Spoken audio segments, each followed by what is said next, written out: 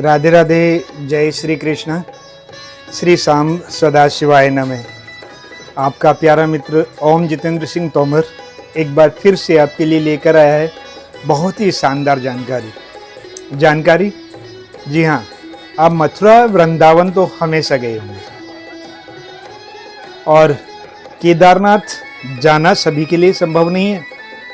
अभी हम आपसे बात कर रहे थे मथुरा वृंदावन के, और ये केदारनाथ पर क्यों पहुंच गए, तो उसके बारे में बताते हैं हम आपको कि मथुरा में एक ऐसा स्थान है जो केदारनाथ के समतुल्य है, अर्थात केदारनाथ जी का उपलिंग विराजमान है मथुरा में।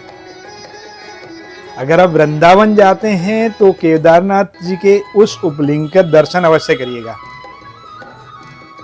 अब आप सोच रहे होंगे कि ये कौन सी बात हुई कि बात को घुमा फिरा करके ना बोलो, बस सीधा सीधा बोलो। तो अब मैं सीधे सीधे ही बोलने जा रहा हूँ कि जो केदारनाथ का जो उपलिंग है वो स्थापित है हमारे मथुरा में, और उनका नाम है भूतेश्वर।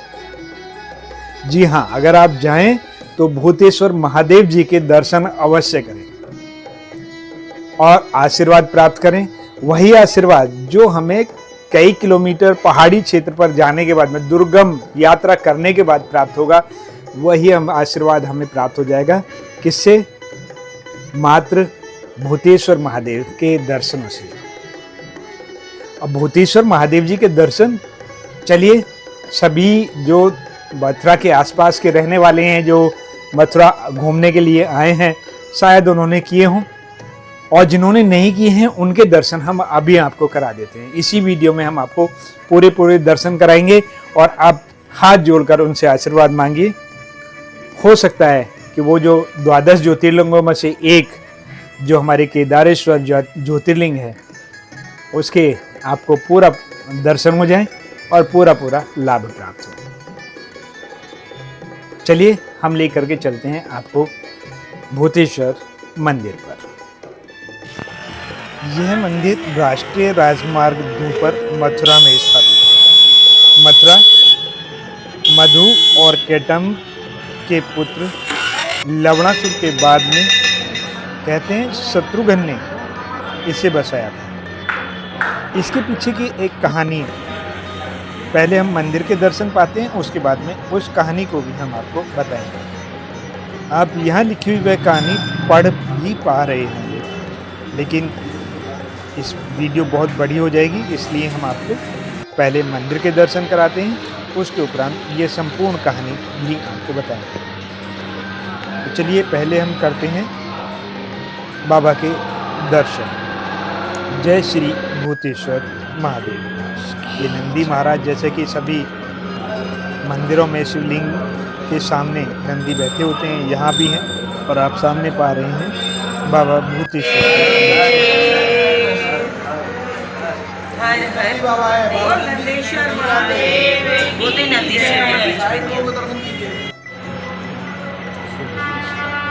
यह लगा उन्हें पान का भोग, यानी पान का बीड़ा, और यह चढ़ी उन पर फूल।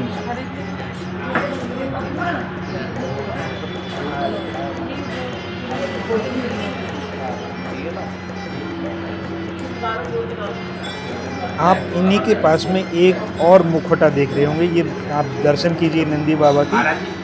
आप भूतेश्वर बाबा के पास में ही एक और मुखौटा देख रहे होंगे, वे हैं वीरभद्र, जो इनके गणमान्य हैं। और आप यहाँ पर दर्शन कीजिए, आशीर्वाद प्राप्त कीजिए। और कहते हैं कि ये तो अब यहाँ पर श्रृंगार में है। अगर ये श्रृंगार में नहीं मिले जिस दिन आपको, तो इनके पास ही आपको गणेश जी के भी दर्शन हो जाए। बोलिए एक बार नमः पार्वती पति हर हर महादेव। तो इन्हीं के पीछे एक और छोटे से शिवलिंग स्थापित है। एक भक्त ने वहाँ भी मालाएं अर्पित कराई, आप भी उनके दर्शन पाइए। कौन कौन है विनीत पूछना? फिर से बाबा भूतेश्वर कौन कौन है दर्शन।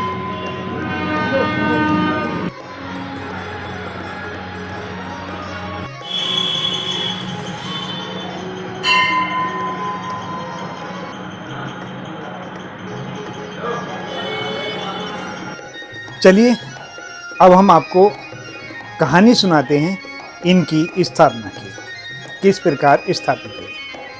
मथुरा नगरी को मधु नामक दैत्य ने बसाया था, तब इसका नाम था मधुपुरा। उसका बेटा हुआ लवणासुर। यह भगवान राम के समय की बात है।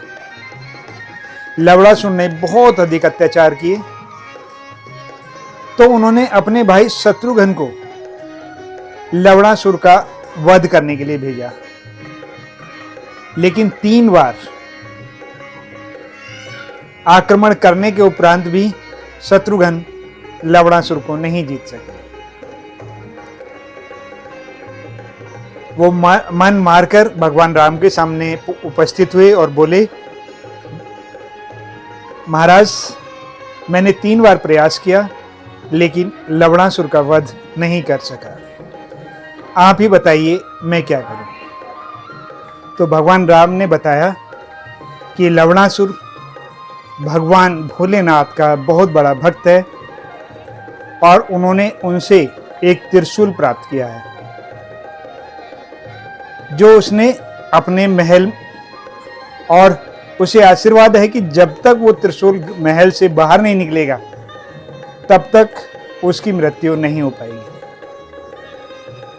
फिर उस त्रिशूल के बाहर लाने की व्यवस्था की गई और चौथे युद्ध में लवणासुर का वध हुआ।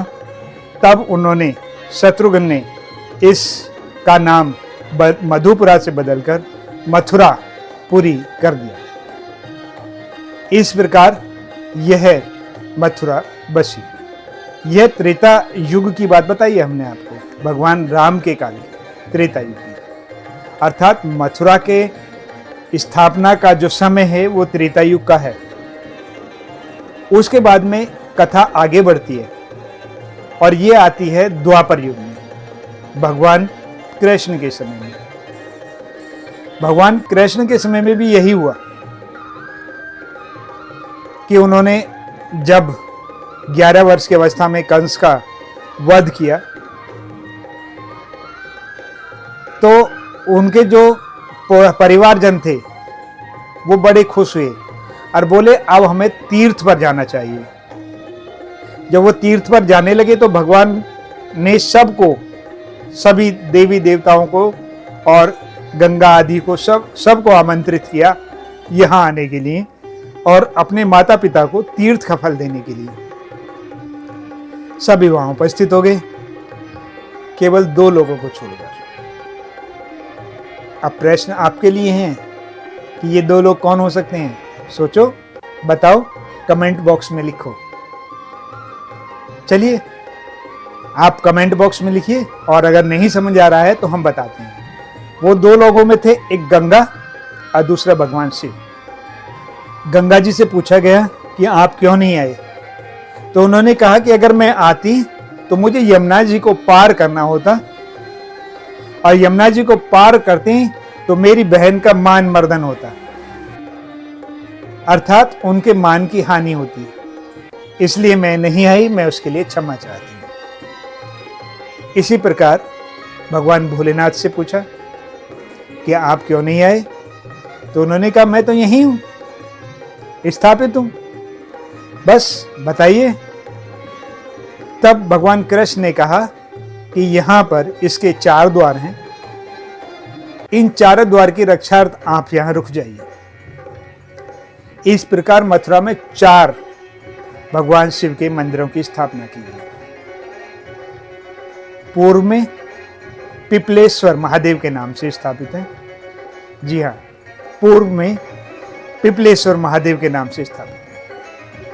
उत्तर में रंगेश्वर महादेव के नाम से, दक्षिण में गोकर्णेश्वर के नाम से, और पश्चिम में, जिनके हम अभी वर्णन कर रहे हैं, केदारनाथ जी के उपलिंग अर्थात भूतेश्वर महादेव के नाम से स्थापित हुए। इन्हें 4 द्वारों पर स्थापित होने के कारण इन्हें मथुरा का कोतवाल या मथुरा के संरक्षक या रक्षक के नाम से भी जाना जाता है। बोल भूतेश्वर महादेव की जय। यह है इनकी कहानी। चलिए। तो हाँ, अगर आपका मन चल रहा है कि हम भी जाना चाहते हैं तो बहुत आसान है।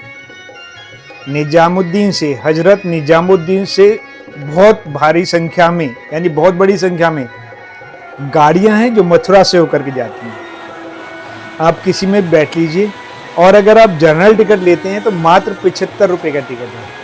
आप 75 रुपये का टिकट देकर एक्सप्रेस गाड़ी में बैठ जाइए। वो आपको 2 घंटे के अंदर अंदर, 2 से सवा 2 घंटे के आसपास आपको मथुरा रेलवे स्टेशन पर उतार देगी। वहाँ से ऑटो पकड़िए, ऑटो में बैठिए और वो ऑटो वाला आपको सीधा मंदिर के पास उतार देगा। आप जाइए और दर्शन कीजिए। एक तो ये रहा हमारे पास में। दूसरा, अगर आप जनरल टिकट से नहीं जाना चाहते हैं तो आप रिजर्वेशन करा लीजिए। रिजर्वेशन 150 रुपये का होगा।